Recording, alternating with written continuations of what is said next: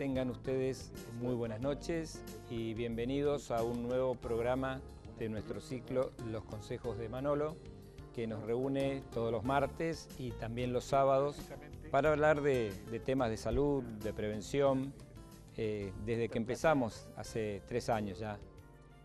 Hoy muy gratificado, ¿no? Porque como verán tenemos casa nueva. O por lo menos ambiente nuevo, ¿no? Me acuerdo el primer programa cuando comenzamos, el primer año, con nuestra mesita redondita, después pasamos a un living y bueno, hoy estamos un poquito más tranquilos, más ubicados.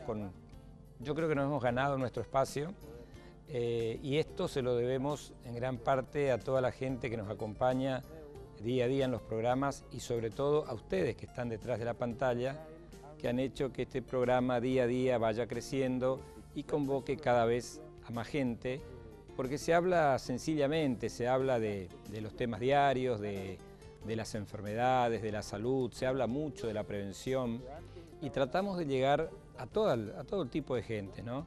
Pero muy especialmente a aquellos que menos recursos tienen, aquellos a quienes les cuesta por ahí acceder a una consulta con el médico porque viven lejos, porque no tienen una obra social, porque es una familia numerosa y a lo mejor no cuenta con todos los medios. Entonces, ustedes ven que los temas los elegimos puntualmente, están dirigidos, están dichos de una manera bastante, digamos, como para que se entienda, no tan técnica, no tan científica, porque el objetivo no es un programa para médicos, es un programa para la familia, para la mamá, para el papá, para la abuela, así como la semana pasada hablamos del primer mes de vida, y así vamos tocando temas que nos interesan a todos, ¿no? Y que nos sirven sobre todo. Y hoy yo tengo había armado en base un poco a lo que me fueron pidiendo en la semana, un programa sobre un tema que es bastante delicado para tratar y que puede ir desde una cosa muy sonsa, muy banal, hasta un problema realmente importante. Hoy vamos a hablar, si lo llamamos vulgarmente, los golpes en la cabeza. Si le queremos poner un nombre un poquito más científico, vamos a hablar del traumatismo de cráneo o los traumatismos de cráneo, o sea, los traumatismos en la cabeza. ¿Qué consecuencias pueden tener? ¿Qué son? ¿A qué conllevan? ¿Qué secuelas pueden dejar? ¿Qué precauciones debemos tener? O sea, hay todo un tema que vamos a tratar hoy que va desde el mínimo golpecito en la cabeza que tiene todos los días nuestro bebé hasta el grave, el que termina ya internado en una terapia intensiva. Y todo esto que yo les voy a decir que es aplicable a los bebés es también aplicable a las personas adultas, a los adolescentes y a los adultos y a los ancianos, a quien también hay que tener en cuenta. ¿Por qué? Porque están en una etapa, la gente grande, con mucha facilidad para caerse. Si ustedes, yo trabajo en un sanatorio privado y sé lo que es ver internar todos los días a una abuelita o a un abuelo con una fractura de cadera o con un traumatismo de cráneo porque se desmayó, se desvaneció. Entonces yo creo que es un tema que, si bien está apuntado como siempre, desde lo pediátrico, desde lo infantil, nos va a llevar también a que a toda la familia le sirva, ¿no? Entonces, vamos a empezar por ver qué es el traumatismo de cráneo. Es el golpe en la cabeza que todos conocemos, pero es una alteración de la función neurológica que sufre o aparece a consecuencia de un golpe, ¿no? De un golpe de una fuerza traumática, podemos decir así, que puede ser externa o que puede ser interna, y que, sea de donde sea, puede ocasionar un daño en el encéfalo, en el cerebro. Entonces el golpe puede venir de afuera, puede venir de adentro, ahora vamos a explicar por qué, pero la consecuencia es la misma, un daño en las estructuras que están dentro del cráneo, dentro de la cabeza, y eso hace que el que sufra sea prácticamente el cerebro. Lamentablemente es la causa, tenemos que decirlo, es la causa de muerte más frecuente en adolescentes, ¿no? ¿Por qué? Porque son, digamos, chicos que manejan a velocidades inadecuadas, a veces en estado inadecuado. No tenemos nada contra los adolescentes, pero bueno, hay que saber que uno está poniendo, cuando pone un auto en manos de un adolescente, está poniendo una máquina, está poniendo un arma prácticamente, ¿no? Y el otro tema también es más triste todavía, porque también es una de las causas que más discapacidad genera en la adolescencia y en la adultez. ¿Y por qué no tanto en los chicos y en los bebés? Porque no están tan expuestos al accidente automovilístico o de moto, pero sí están expuestos a otros traumatismos menores, como hemos hablado en los accidentes caseros. Recuerdan cuando estuvo el doctor Gutiérrez, un especialista en el tema, ¿no? Y hay también grandes repercusiones causadas por las secuelas, porque uno nunca sabe cómo va a terminar una persona, un chico que tuvo un traumatismo de cráneo. En definitiva, la cabeza es golpeada por un objeto. Siempre en el traumatismo de cráneo, la cabeza es golpeada por un objeto. Entonces, el cerebro es sometido a un duro golpe, a una aceleración o desaceleración, y que eso produce una lesión que se conoce como cizallamiento o latigazo también. También puede haber lesiones por lo que consideramos los cuerpos extraños. Son más raros. Un cuerpo extraño, una pedrada, un arma blanca, bueno, estamos hablando de cosas ya más violentas. Y por último, las fuerzas traumáticas generadas también por las explosiones.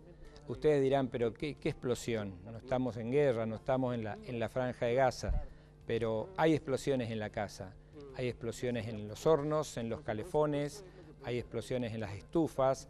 A veces cuando uno abre el horno y prende y se acumuló el gas adentro, se puede producir una explosión.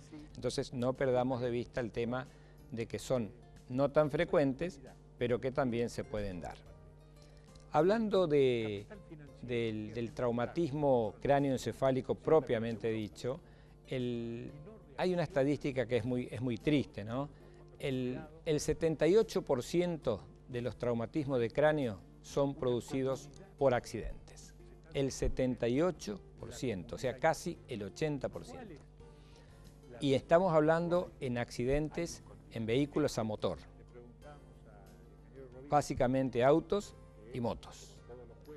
Y hay una relación en esto, ¿no es cierto?, que va a tender a invertirse. Yo este programa lo hice en el primer año, pasaron 2 años ya, y ya la estadística está cambiando. De este 78%, un 50, un 53% es producido por el accidente automovilístico, un 22-23% por las motos, y el 3%, 4%, o sea, muy poco, son los chicos que son atropellados o embestidos, gracias a Dios. Pero esta estadística va a cambiar por la gran proliferación de motos, por el aumento del parque motociclístico que hay en nuestra ciudad y en todo el mundo prácticamente. O sea, ya no hay espacio para todos los autos. Entonces la gente está optando por las motos, por las bicicletas. Ahora, si tomamos las precauciones en las motos y si tomamos las precauciones en las bicicletas, obviamente que vamos a disminuir esta estadística. ¿Cómo se producen los traumatismos de cráneo? Hay fuerzas que llamamos de contacto y fuerzas que llamamos de inicio. Las fuerzas de contacto, ¿cuáles son? Son aquellas en las cuales el traumatismo es directo, o sea, el golpe actúa directamente sobre la cabeza. En cambio, en las fuerzas de inicio, el golpe es como de adentro hacia afuera. Por ejemplo, las fuerzas de contacto producen fracturas de cráneo. ¿Por qué? Porque directamente el objeto impacta sobre el cráneo, un palo, un bate de béisbol, un pedazo de hormigón que se cayó del suelo, un lavatorio que se desprendió, un accidente automovilístico, por ejemplo, donde la persona o el chico golpea contra el parabrisas. Los parabrisas son muy resistentes y la cabeza prácticamente estalla contra el parabrisas. Eso es lo que se llama el traumatismo cráneoencefálico con fuerza directa, ¿no? Esto produce fracturas, produce contusiones, produce hematomas que, de acuerdo al lugar donde se inicien, y después vamos a ver unas imágenes, de acuerdo a la anatomía, tenemos el tipo de lesión. Esto que les muestro es el cráneo de un bebé normal, ¿no? Para que nos ubiquemos. El maxilar, superior e inferior, donde están los dientes, los huesos de la nariz, el hueso temporal, que es este que ustedes ven acá, el hueso frontal, que sería este de acá, el hueso parietal, que es muy grande, lo estamos mirando de costado, y este que es tremendo, el occipital. Las lesiones o las fracturas del hueso occipital son muy graves, porque ahí está ubicado un órgano que se llama cerebelo y que produce un gran daño neurológico.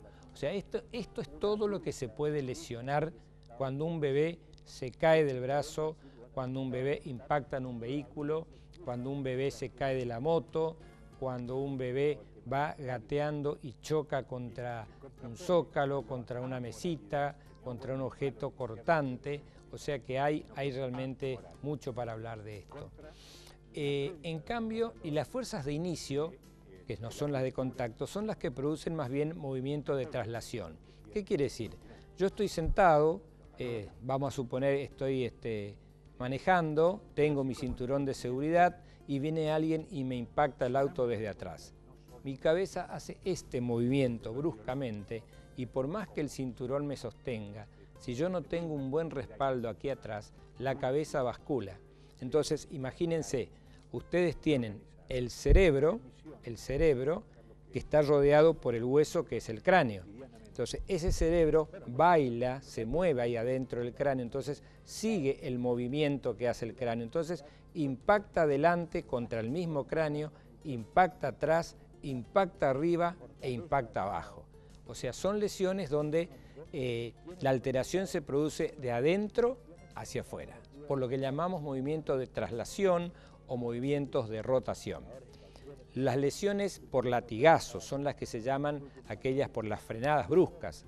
Cuando hay una frenada brusca y todos nos vamos hacia adelante y después volvemos, la inercia del cuerpo hace que el cerebro sufra.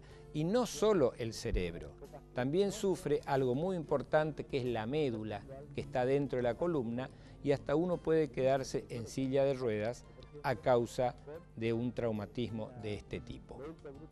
También tenemos, de acuerdo a esto, los hematomas pueden ser subdurales, epidurales, todo esto lo vamos a ir viendo de acuerdo a algunas imágenes que después vamos a mostrar. El daño producido se genera en dos etapas. Uno es el daño inicial, o sea, en el momento del impacto. No se queden con lo del accidente, con el auto. Imagínense un chico que va caminando y que impacta contra una mesa.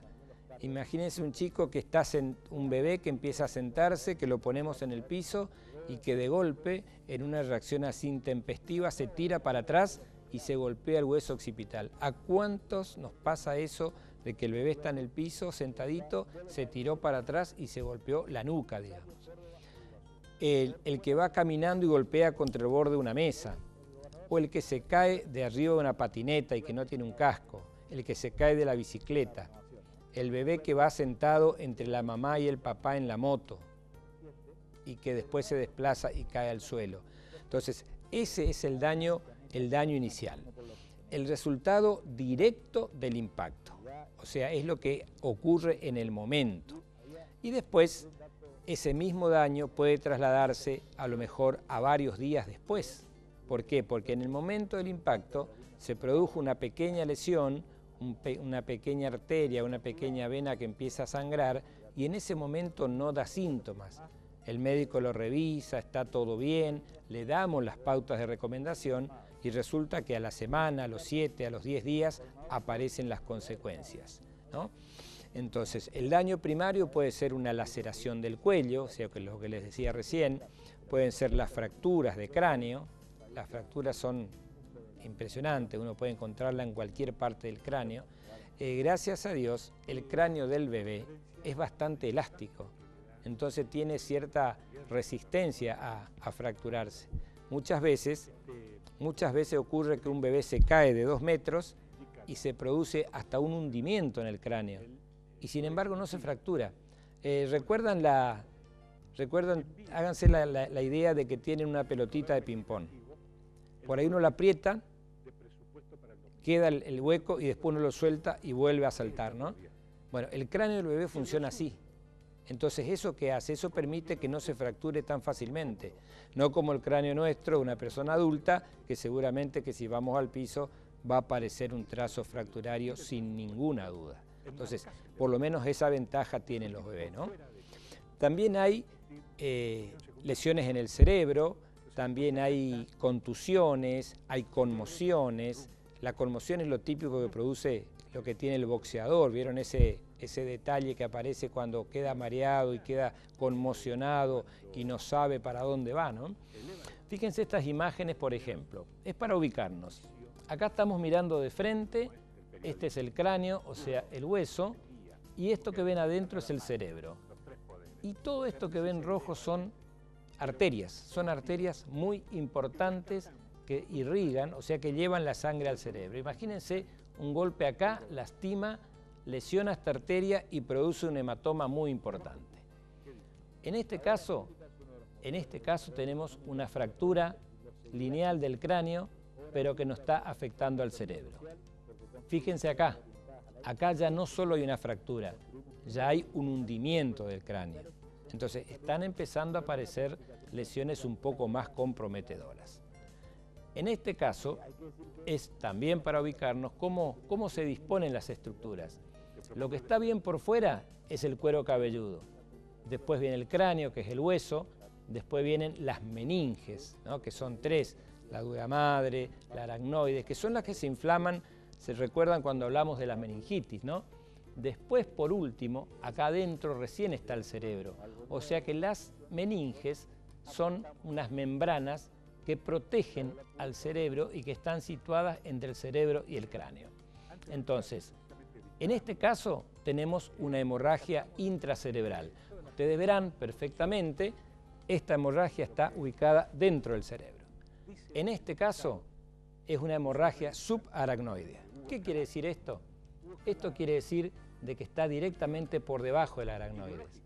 La subdural por debajo de esta membrana y la epidural directamente entre la dura madre y el cráneo.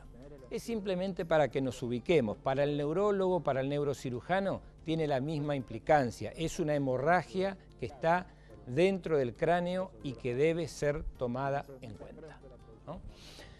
Volviendo al tema, esto es lo que se conoce como daño primario. En el daño secundario lo que tenemos es digamos, la aparición de un cuadro gravísimo, que es la producción de edema cerebral, o sea, el cerebro se hincha, se llena de líquido. El mismo edema que tiene una persona hipertensa, que se le hinchan los pies, bueno, lo mismo pasa en el cerebro, y eso comprime a las neuronas, que son las células del cerebro. Pueden haber accidentes isquémicos, o sea, no le llega sangre al cerebro. Puede haber como consecuencia posterior una hidrocefalia. La hidrocefalia, nosotros hicimos todo un programa, recuerdan, era el crecimiento de la cabeza, el crecimiento del cráneo, donde se producía una acumulación de líquido y eso hacía que el cerebro sea comprimido por el líquido, ¿no? Fíjese esta imagen muy impactante, ¿no? Este es un cráneo de un lactante. El lactante es el chico que va de 30 días en adelante, hasta los 2 años más o menos. Fíjense la fractura, el trazo, lo importante y lo grosero de esta fractura. Esto probablemente el chico haya impactado de costado contra el cordón, contra el asfalto, es la lesión más frecuente, se haya caído el cochecito, se haya caído de una altura de medio metro, 1 metro, y en este caso sí, ya se produce una lesión importante. Esto produce probablemente la rotura de alguna arteria con la consecuente hemorragia, puede provocar edema cerebral, puede provocar embolias, esto puede infectarse y también a la larga, si logramos sobrellevar este tema, vamos a encontrarnos después con las secuelas, con las enfermedades neurológicas progresivas. Bueno, como verán, estamos haciendo una introducción en lo que es el traumatismo de cráneo. Esto es aplicable al auto, a la moto, a la casa, a la mesa, al lavatorio, a la cocina, al chico que se cae de la cama, al que se cae de la cucheta, al que se cae del Moisés, al que se cae de la patineta, al que se cae del andador, aunque sabemos que ya no hay que usarlo más.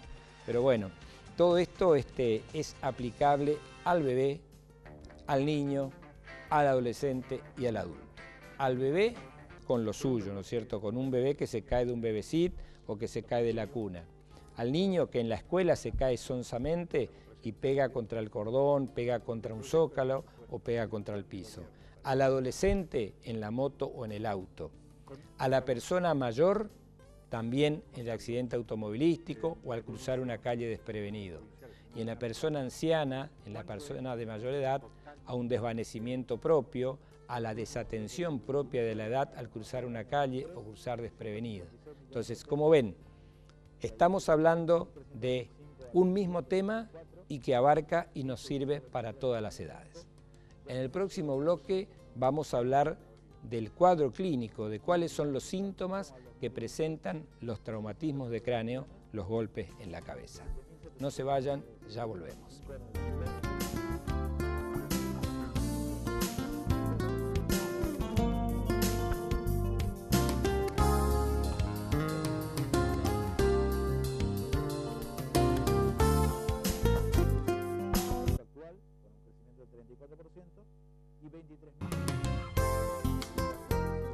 Bien, recuerden que pueden comunicarse con nosotros, como siempre, vía mensaje de texto al 3764-759845.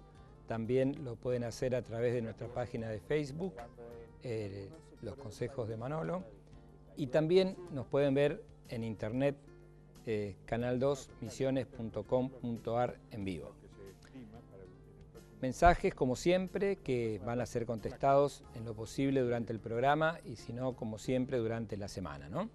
Estamos hablando de los traumatismos de cráneo, de los golpes en la cabeza y ya vimos todas las formas en que puede producirse el mismo.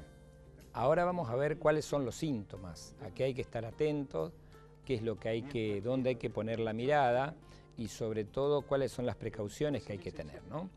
Yo, para ser un poco más gráfico, traté de dividir en lo que es un traumatismo de cráneo, vamos a decir leve, uno moderado y uno más grave, porque no todos tienen la misma sintomatología, sí todos tienen la misma importancia. Siempre hay que darle importancia al golpe en la cabeza, porque puede tener consecuencias directas en el momento o puede tener consecuencias alejadas en la primera o en la segunda semana. Entonces, es lógico que uno, por más que lo vea bien al chico, le haga las recomendaciones pertinentes. Cuando tenemos un traumatismo de cráneo, digamos, más leve, ¿no? Lo que aparece es una pérdida de conocimiento, lo que se llama un síncope, el chico puede estar mareado. Lo primero que pregunta el médico es si se desmayó después del golpe o no se desmayó. Una cosa es que el chico impacte contra el suelo, deje de llorar o llore o deje de llorar de golpe y después se recupere enseguida. Eso no es una pérdida de conocimiento. La pérdida de conocimiento es como un desmayo, un desvanecimiento, ¿no? Dolor de cabeza después del golpe. Obviamente que en el lugar donde recibió el golpe, ahí le va a doler, pero cuando uno habla del dolor de cabeza, pregunta específicamente si el chico no manifestó el dolor adentro de la cabeza, ¿no? Una aparición de náuseas, de vómitos, mareos, a lo mejor no se desmayó, no perdió el conocimiento, pero viene a la consulta y uno lo ve mareadito, como que se desplaza, como que está inestable. Ese es otro síntoma, otro dato a tener en cuenta. La falta de coordinación de los movimientos, ¿no? Entonces intenta agarrar las cosas y no las puede, o como que le erra y agarra otra cosa. Una dificultad para mantener el equilibrio, se marea, se tiene que prender, no coordina bien el lenguaje, no coordina bien las palabras, los ojos se le ven cansados, a veces es importante preguntar si no hay una visión borrosa, a veces el chico ve borroso. Por supuesto que estamos hablando de un chico que ya puede expresarse o que puede manifestarse, ¿no? Están también los que se llaman acúfenos. Los acúfenos son preguntarle al niño si no siente ruidos raros dentro del oído, dentro de la cabeza. Puede aparecer un sabor amargo en la boca porque está perdiendo líquido por allí también. Eso es muy importante porque a veces se está perdiendo líquido el cerebro y está pasando por esa zona, ¿no? Puede haber fatiga, o sea, cansancio, puede haber letargo, puede haber adormecimiento, o sea, todas esas cosas son las que aparecen cuando estamos hablando de un traumatismo de cráneo leve. Ahora, pasemos a lo que es el traumatismo de cráneo moderado. El traumatismo de cráneo moderado ya es un poco más importante. Acá el dolor de cabeza, ese que empezó y suavecito, se va haciendo cada vez más intenso. Las náuseas y los vómitos ya son imparables, o sea, vomita frecuentemente. Nosotros le llamamos un vómito en chorro. La mamá se pregunta, ¿cómo es que puede vomitar tanto? ¿De dónde saca tanto líquido? Porque uno está revisando al bebé y de golpe hay una bocanada de líquido que se expulsa a 1 a 2 metros. Y a los 2-3 minutos hay otro vómito, hay otro. O sea, es un vómito que llamamos vómito cerebral o vómito en chorro, que es el mismo vómito que vemos a veces en la meningitis. Eso ya nos está hablando de un problema mucho más importante, de que realmente puede haber un daño cerebral importante. Obviamente ni hablar de las convulsiones. Si aparecen convulsiones, acá ya estamos hablando de otro tema. Todos sabemos lo que es una convulsión, es un cuadro donde hay movimientos involuntarios, el chico pierde el conocimiento, puede tener una pérdida de saliva o salivación por la boca, los ojos se le van para atrás, puede haber una relajación de esfínteres, o sea, se puede perder orina o materia fecal sin darse cuenta. Estamos hablando de un traumatismo importante, un traumatismo que ya está dejando de ser ese golpecito en la cabeza. Hay dificultad para hablar, el chico no se despierta, cuesta despertarlo. Ustedes van a ver que el médico enseguida examina las pupilas, puede haber diferencia en las pupilas. Cuando una de las pupilas está más chica que la otra, eso quiere decir que hay un hemisferio cerebral que está sufriendo más que el otro. Cuando las dos pupilas están dilatadas, bueno, es probable que estemos llegando tarde. Cuando las dos pupilas están dilatadas, estamos hablando casi de una muerte cerebral. O sea, fíjense la importancia de esto, ¿no? Hay debilidad en las extremidades, el chico no se puede sostener, no puede parar, pérdida en la coordinación de los movimientos, hay confusión mental, no puede responder a un interrogatorio, no puede mantener una conversación coherente, hay ansiedad, a lo mejor el chico está íntegro, uno le mira la cabeza y no se ve absolutamente nada, pero lo ve irritable, nervioso, que va y viene, como que algo le está molestando. Bueno, algo se está produciendo dentro de esa cabeza, que nos está generando muchísimos problemas. Entonces, eso es lo atinente a lo que es el traumatismo de cráneo moderado. Y después ya llegamos al traumatismo de cráneo grave. Acá ya estamos en serios problemas. Cuando hablamos de un traumatismo de cráneo grave, son chicos que están hospitalizados, son chicos que han sufrido un accidente muy severo, hay un aumento de la presión intracraneal, hay un gran edema cerebral, hay disminución del nivel de conciencia. Ustedes ven, el chico se va deprimiendo, cada vez se va durmiendo más, se va perdiendo la conciencia, como que se va entregando. Puede haber una hemiplegia o una parálisis de un lado. Las pupilas están dilatadas. Si las pupilas están dilatadas, estamos mal.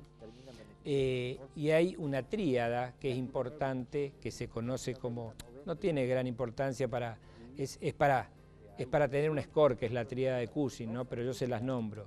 Cuando la frecuencia cardíaca baja, aumenta la presión arterial y se produce una depresión respiratoria, quiere decir que estamos ante la presencia de un gran edema cerebral y esto está ocasionando una compresión del cerebro está prácticamente terminando con la vida de esa persona. Les hablaba del tamaño de las pupilas, les hablaba de una postura anormal en las extremidades, son chicos que pueden estar con las piernas recogidas, en una posición viciosa, en lo que se llama engatillo. Todo esto lleva o conlleva a un mal pronóstico. Entonces hablamos de los traumatismos de cráneos leves, de los moderados y de los graves. Cada uno tiene su implicancia y cada uno tiene su tratamiento y cada uno tiene su criterio de observación. Obviamente que las recomendaciones van a depender mucho del tipo de trauma que se haya sufrido, de la capacidad de comprensión de la persona que se va a hacer cargo del tema, y ante la duda el chico debe quedar hospitalizado por lo menos unas horas hasta que tengamos un poco más en claro todo esto. Bueno, están entrando infinidad de mensajes que todas relacionadas con el tema. Yo voy a tratar después de responder algunas, por lo menos los que podamos, pero me voy a explayar sobre el tema porque es muy largo y no sé si nos va a alcanzar el programa para terminar. Y vamos a dejar las preguntas para lo último, ¿no? ¿Cómo hacemos el diagnóstico? ¿Cómo sabemos que es un traumatismo leve, moderado, grave, de acuerdo a la clínica? Como siempre, la historia clínica del paciente. No es lo mismo que se haya caído, que se haya golpeado contra una mesita, a que haya tenido un accidente automovilístico, a que haya una fractura expuesta, a que uno vea la lesión. También nosotros hemos tenido chicos, y esto hay que tomarlo con pinza, ¿no? Porque hemos tenido chicos que se han caído de un balcón de 2 pisos, sin ir más lejos, el sábado. El sábado en Villa Cabello se cayó un chico de un 2.º piso. No le pasó nada, absolutamente nada, más que unos rasguños, y a veces un bebé se da vuelta, golpea contra el piso y termina en un desastre. O sea, a veces no tiene relación el trauma con lo que va a pasar. Por eso son importantes las recomendaciones que uno tiene que darle a los padres. Un buen interrogatorio, si no están los padres, a la gente que vio cómo se cayó de la patineta, cómo se cayó de la bicicleta, cómo se cayó del triciclo, si iba corriendo, cuál fue la manera en que el auto lo atropelló, si lo agarró de costado, si lo agarró de frente, si perdió el conocimiento o no. Todo paciente debe ser evaluado con un traumatismo de cráneo en los primeros 10 o 15 minutos de producido. ¿Por qué? Porque son los minutos claves para determinar si tiene que estar internado en observación y para ver si hay que actuar de inmediato. A veces son chicos que tienen el traumatismo y pasan de la guardia al quirófano directamente. Hay otros que no, que uno los revisa tranquilamente, le da las recomendaciones y se van sin ningún problema a su casa. ¿De qué nos valemos? El laboratorio también ayuda. El laboratorio ayuda, los análisis de siempre, los análisis de coagulación, siempre que hay un sangrado se puede producir lo que se llama un atrapamiento, entonces el chico deja de coagular, la sangre no coagula y la hemorragia interna puede aumentar.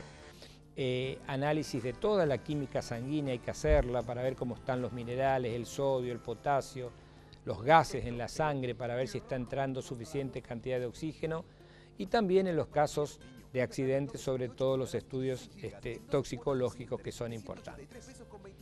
Pero la clave en el traumatismo de cráneo, aparte del cuadro clínico donde uno ya se puede orientar y del examen físico que uno realiza, está también en las imágenes. Y en las imágenes la vieja y noble radiografía sigue siendo de primer nivel, ¿no? Acá ustedes ven, esto se ve perfectamente bien, este es el cráneo de un bebé, de un lactante, y este trazo que ven acá, esta línea negra, es la fractura que tiene el chico en el cráneo. Por supuesto que atrás de esto hay una cantidad de vasos sanguíneos que seguramente están sangrando y que están provocando adentro del cráneo, o sea, tomando al cerebro y desplazándolo. Y ahí ya van a venir los síntomas, ¿no? También tenemos que contamos con otros estudios diagnósticos como son la tomografía, la resonancia nuclear magnética. O sea, a medida que fue progresando la medicina, fuimos también teniendo mayor acceso a mejor tecnología. Esta es una tomografía. Hoy por hoy ya Bueno, antes hacer una tomografía 10 o 15 años atrás era todo un trámite. Hoy es un segundo, un instante. Nos da el diagnóstico enseguida. Fíjense esto acá, lo blanco, esta es una tomografía. La parte blanca que ven acá es el hueso. Acá está roto y está aplastado. Y esa flechita roja está marcando el lugar. Acá lo que hubo es una fractura con hundimiento del cráneo. ¿Y qué está haciendo eso? Está desplazando el cerebro hacia el otro lado. Entonces este chico ya tiene síntomas importantes, obviamente que seguramente será quirúrgico o neuroquirúrgico, y ni hablar de este donde ustedes ven que toda la línea media está totalmente desplazada. Entonces, estos son casos que requieren que el neurocirujano intervenga, pero en el momento. Habitualmente la neurocirugía implica cortarle el pelo, preparar, a veces no hay tiempo ni para eso. A veces se entra como uno está y como puede y con lo que puede, con estudios, sin estudios, ¿no? Hay un score, una escala que evalúa, que se llama Score de Glasgow, y que cuanto más alto quiere decir que el chico está mejor. Se toman diversos parámetros, ¿no es cierto?, como para ir viendo. Cuando más baja es la escala quiere decir que el paciente está más grave. Esto sirve sobre todo cuando ya un paciente está en estado vegetativo y llegó a una escala de Glasgow donde ya es irrecuperable y también es por ahí un potencial donante de órganos, entonces para eso también nos sirve. ¿Cuál es el tratamiento? El tratamiento va a depender, en definitiva, de la forma o del tipo de traumatismo. Cuando nosotros tenemos, por ejemplo, un golpe leve, vamos a hablar de un golpe leve, un traumatismo de cráneo, viene a la consulta, hacemos el interrogatorio, pero el chico está bien. ¿Pero qué pasa? Le hacemos una radiografía en el momento si vemos que está bien y no sé si vale la pena. Porque probablemente la radiografía y el cráneo intacto no me diga absolutamente nada. La hemorragia se puede estar produciendo adentro. A lo mejor no hay que hacer una tomografía en el momento, a lo mejor hay que hacerla a las 2 horas. Entonces, ¿qué le digo yo a un matrimonio, a una mamá, a un papá, a una abuela que viene con su hijo, con su nietito que tuvo un traumatismo de cráneo? En las próximas 24 o 48 horas usted le va a controlar 3 o 4 cosas, muy sencillas. No lo vamos a internar si el chico está bien y no tuvo ningún síntoma, pero vino con el antecedente del traumatismo, vino con olor a manteca, porque le ponen manteca en la zona donde se golpeó. Yo les diría que lo mejor es ponerle una bolsita de hielo y sostenerle para que no se hinche tanto. Pero ese chico, ese bebé que se lo llevan a su casa, las próximas horas pueden ser cruciales. Las próximas horas pueden ser determinantes, porque de golpe puede empezar a sangrar y lo que era una cosa banal puede transformarse en una emergencia. Entonces, ¿qué le decimos? Contrólele el sueño, el dolor, la marcha si camina y su estado de conciencia. Entonces, para ser más práctico y para ser más claro, vieron que está el tema ese de no dejarlo dormir, no lo dejo dormir. Pero esto es una cuestión personal. Si yo tengo un bebé que lo veo bien, que está sanito y que duerme todos los días a las 10 de la noche y la mamá sabe cuál es su horario, sabe a qué hora se despierta a tomar el pecho o a tomar la mamadera, conoce sus hábitos, yo le digo, déjenlo dormir y cosa que si ustedes ven que el sueño es muy profundo o al contrario no puede conciliar el sueño, ese es un síntoma de alarma. Entonces, trastornos del sueño. Si el chico que se golpeó la cabeza está durmiendo más de la cuenta o al contrario está tan excitado que no puede dormir, debe concurrir de inmediato. Vómitos. Una cosa es que vomite 1 o 2 veces por la conmoción. Ahora, si empieza a vomitar cada rato, si empieza a vomitar 6, 7, 8 veces en 2 o 3 horas, ese chico tiene un cuadro neurológico y debe ser llevado de inmediato a la guardia. Si un chico que puede manifestar, dice que le duele la cabeza, se agarra la cabeza, y eso tampoco es normal. O sea, el dolor no es normal. Algo está sangrando dentro de la cabecita. Si es un chico que camina, hay que observar cómo camina, si tiene una marcha estable, si se bambolea, si se va de costado, entonces ese chico le está pasando algo. Recuerden estas 4 cosas: vómitos, dolor de cabeza, trastornos del sueño, trastornos en la marcha. Pero como siempre les digo, el mejor diagnóstico lo hace la mamá. La mamá que dice, se golpeó la cabeza y está distinto. Algo le pasa.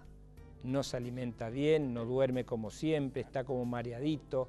Estamos hablando de un bebé, entonces un bebé que no se puede expresar, pero la madre lo conoce. La madre sabe perfectamente cuáles son los síntomas y sabe que ese no es su bebé. Algo le está pasando y nosotros tenemos que darle la importancia que se merece. A lo mejor a las 3 horas de haberlo revisado empezó con todos los síntomas y ese es el momento en que debemos hacerle una tomografía o una resonancia y ese es el momento en que quizás debamos llamar de urgencia al cirujano, al neurocirujano. Como ven, son recomendaciones básicas, pero que tienen su importancia. El tratamiento es muy sencillo, va a depender. El chico que no tiene nada se va a la casa con los controles, el que tiene un traumatismo moderado se queda internado en observación y el que tiene un traumatismo grave se queda internado sí o sí. Bueno, estamos hablando de golpes en la cabeza, de traumatismo de cráneo. Hemos llegado casi, ya estamos en el tratamiento, así que vamos a dejar la última parte del programa para algunas recomendaciones y para contestar algunas de las muchísimas preguntas que nos fueron llegando. Ya volvemos.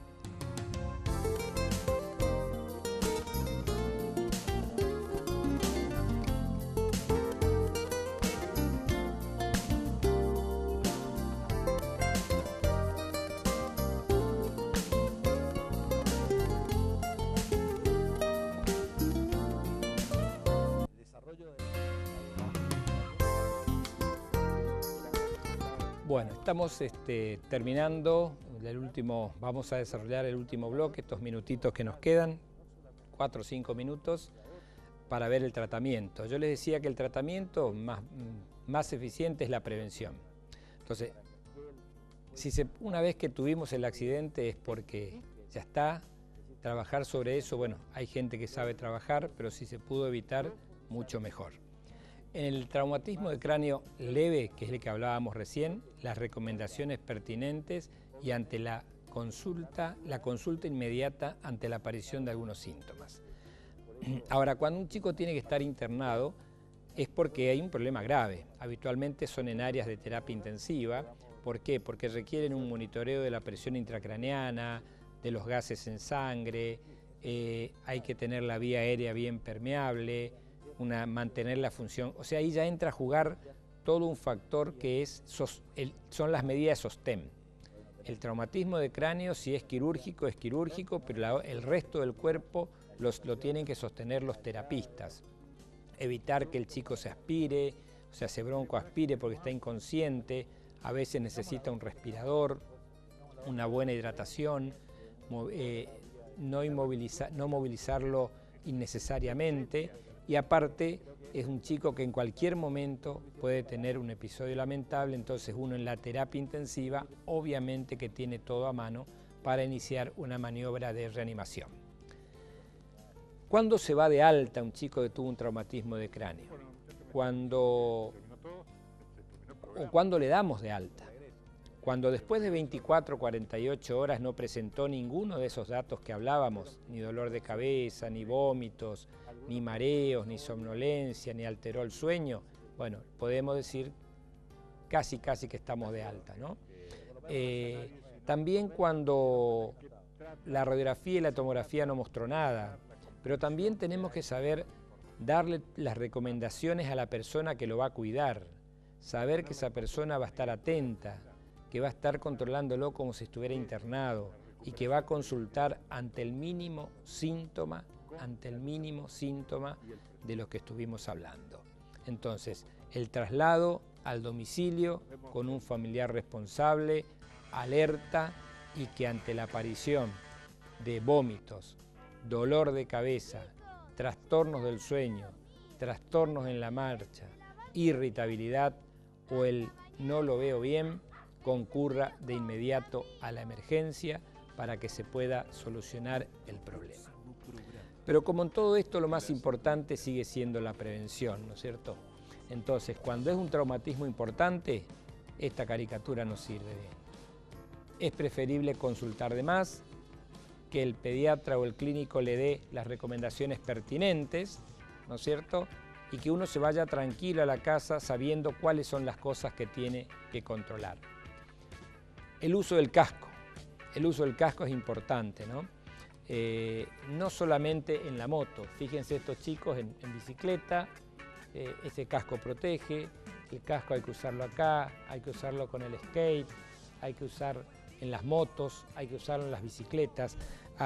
Traigo a colación una pregunta que me hacía un televidente, ¿no? Me dijo, doctor, yo tuve un accidente de moto y no llevaba puesto el casco. Me golpeé el cráneo y a partir de allí quedé con una secuela y prácticamente soy un epiléptico. Fíjense qué importante, ¿no? Qué importante, si bien el casco no significa la solución definitiva, puede ayudar mucho. También hay que tomar conciencia de que el casco, ¿cuántas veces vemos pasar las motos con los chicos manejando con el casco en el codo, ¿no? Como llevándolo ahí y no usándolo? ¿Cuántas veces vemos que los cascos no están homologados? ¿Qué quiere decir que no estén homologados? Que no son los cascos que realmente protegen, son cascos que se parten al mínimo contacto en un accidente. Entonces, buenos cascos, los recomendados, los homologados. Otra recomendación que le quiero dar, que ya la di en el programa anterior, el traslado de los chicos, ¿no? Dentro de un auto. El traslado dentro del auto debe ser en el lugar adecuado, o sea, en el asiento de atrás, en su bebecit y mirando hacia atrás y con su cinturón de seguridad. Recuerden lo que yo le contaba, si yo tengo mi bebé acá y voy manejando, o soy la mamá y llevo al bebé acá, ¿quién es el que choca primero? Está el torpedo del auto, el parabrisas, y está la madre, y el bebé queda aprisionado entre los dos cuerpos. Entonces, uno tiene que tomar las precauciones, no soltarles en la costanera, no soltar en las calles. Por ahí vemos que uno va pasando con el auto y hay un chico que está siendo sostenido de la mano así por la mamá y que por ahí puede soltarse en un descuido y no pasar por la senda peatonal. Y recordemos también que a pesar de los semáforos, el peatón tiene la prioridad, o sea, guardar las normas de tránsito, ¿no es cierto? Son cosas que siempre nos vienen a la mente cuando hay accidentes. Los chicos son chicos, en cualquier momento se sueltan de la mano, salen a correr y el auto pasa y bueno, y se terminó todo.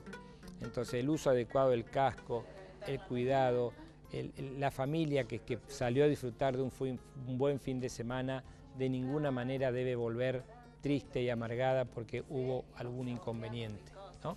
Hay muchísimo para hablar de prevención, sobre todo las que competen a los que deben respetar las normas de tránsito, pero también a los peatones que deben tener lo suyo.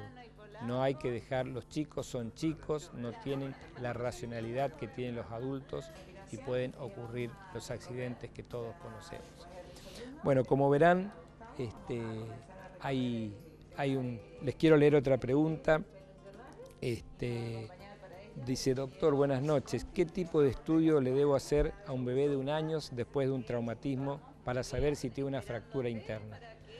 Y bueno, ahí en ese caso, si hablamos del cráneo, era en la tomografía y la resonancia, pero a veces también, acá hablamos de la cabeza, pero si fue un accidente y prácticamente hay que estudiar a todo el cuerpo, pueden haber fracturas internas, pueden haber lesiones internas, puede haber estallido de hígado, estallido de vaso, estallido de vísceras huecas, o sea, pueden haber un montón de circunstancias. Entonces, como para ir cerrando, la idea no era preocuparlos, la idea era hacer una charla, le pusimos traumatismo de cráneo, hablamos de los accidentes de moto, accidentes de autos, bicicletas, hasta el accidente en la casa, al chocar contra un mueble o al caerse de una silla, al caerse una banqueta, al resbalarse el cochecito. ¿Cuántas veces van en el bebecito y no se le pone el cinturón y se desplazan y se caen? Lo importante es que si nosotros podemos sacar de este programa, de esta charla de hoy, que les agradezco la tolerancia y la paciencia, si ustedes pueden sacar de que hay 3 o 4 cosas que son importantes, y no se olviden, los signos de alarma, los signos de alerta, eso que el pediatra o el clínico les da, consultar de inmediato. Si es un accidente grave, eso es más fácil porque inmediatamente será trasladado. No moverlo si la persona está en el piso, a veces al moverlo uno produce una fractura que no existía. Entonces esperar que llegue la gente adecuada, la gente de emergencia y que pueda trasladarlo. No desesperarse, y si hay una persona que se para y hace las cosas correctamente, probablemente el problema sea mucho menor. Bueno, nos quedaron infinidad de preguntas sin contestar. Nosotros queremos terminar siempre con más allá del tema que se hable, con una buena imagen. Este es el chico que queremos para nosotros, ¿no? Un chico sano, alegre, que está expuesto a los vaivenes y a las vicisitudes de la vida, pero que si nosotros como adultos tomamos las precauciones, es probable, los accidentes siempre van a estar, pero podemos hacer que sean menos y que sean menos graves. Bueno, esto es lo que yo quería transmitirles. Quiero decirles, como siempre, que podemos encontrarnos de nuevo el sábado a la 1 de la tarde, que estamos preparando un par de programas que ustedes nos han pedido. Vamos a hablar de neurología, de epilepsia, de convulsiones. Vamos a hacer un programa sobre muerte súbita, que están pidiendo mucho, no es muy agradable, pero hay que hablarlo. Así que son temas que estamos preparando para más adelante. Bueno, nos corre la hora, así que Dios mediante, y como siempre, espero encontrarlos la semana que viene, el martes a las 9 de la noche, con los consejos de Manolo, con un tema de interés, práctico, rápido, sencillo, que nos reúne a la mesa para hablar de temas de salud y sobre todo de temas de prevención. Les agradezco muchísimo por la atención y espero que les haya sido de utilidad. Que tengan una muy buena semana. Gracias.